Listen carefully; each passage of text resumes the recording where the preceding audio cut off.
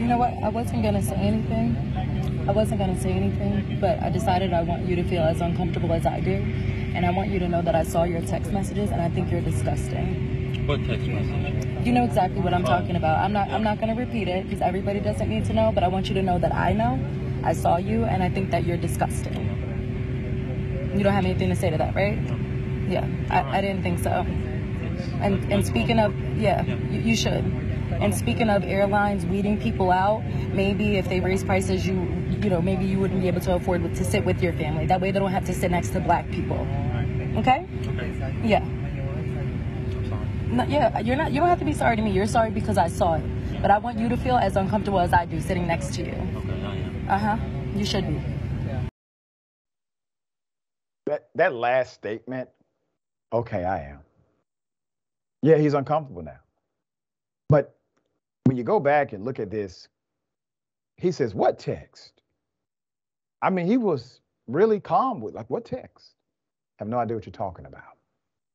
All right, so let me give you the scenario. Basically, passenger on a plane, she's settling in, she's getting comfortable, the guy next to her doing the same.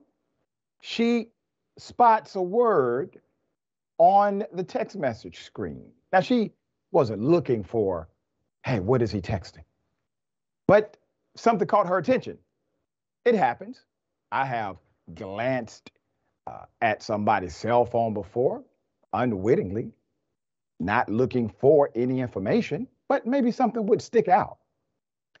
And this did. All right. So let me give you the background. Hell of a thing. An airline passenger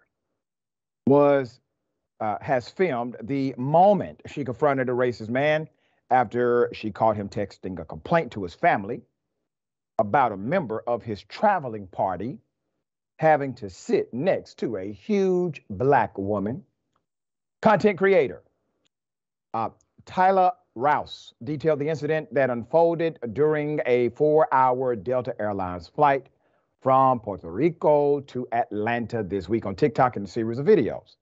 She said in a later TikTok, she was literally going back and forth with herself to decide if she was going to say something, adding her blood was boiling as she was fuming. She told DailyMail.com that she was conflicted, but ultimately chose to speak up. This person settled into his seat after me and was adjusting quite a bit when I glanced down and happened to see their messages. One TikTok user praised the creator for calling the passenger out. I'm proud of you and don't even know you.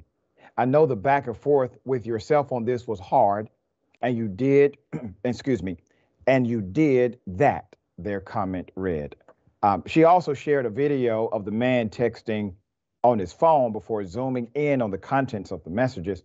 We're still in the gangway. Hopefully the airlines will continue to raise prices and weed out these people. Brad is sitting next to a huge black woman, and there's a lot more. All right, let me say this. You know, racism everywhere. A lot of people engage in the practice of it. It's a bad thing. Should not be. I saw some of the comments that she had no business looking at his text messages. Well, he had no business basically making it available to the public in the way that he was doing it. If you're going to be racist, this is just a recommendation for the bigots in the world. You may want to try and hide the text message screen when you're sitting next to the person you're being racist about. It's just common sense. And the idea that somehow she committed a greater offense than him because she was sitting there, that simply says to me that people are okay. Some people are okay with that mental anguish she was feeling. I've been there before. I have been there before. And I'm going to tell a quick personal story. When I was 7 years old, I remember going to my friend's home. Now, at this time, I did not have a great understanding of cultural and racial dynamics. My best friend when I was 7 years old was a white kid named Jimmy. Jimmy invited me to his home. I spent the night. It was Friday night, had a good time, ate breakfast in the morning, got McDonald's.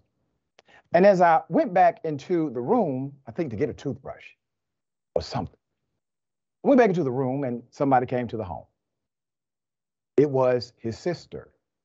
She was probably in her 30s. And as soon as she came to the home, They opened the door. I'm in Jimmy's room, but I could hear the front door conversation.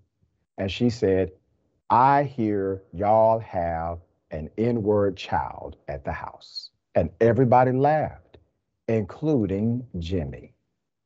And I had no idea what to say, what to do, or even what it all meant. So I get that mental anguish that she was experiencing. A lot of Black folk do in particular. All right, Jackson, thoughts here? Well, like you pointed out, if you're gonna talk about somebody in any type of bad way, you got to be careful. You gotta check your surroundings. You know what I'm saying? Because you never know what somebody's gonna do if they take offense. And she went back and forth with herself, as she pointed out. She may not have said anything, but she may have done worse than that. Whether she would have attacked you, I mean, that wouldn't necessarily have been like a good thing for her to do. I'm not saying that she should have done that. Right. But you just never know, So it's really just him being reckless, and then like you pointed out, he was like, "What text? I don't know what to like."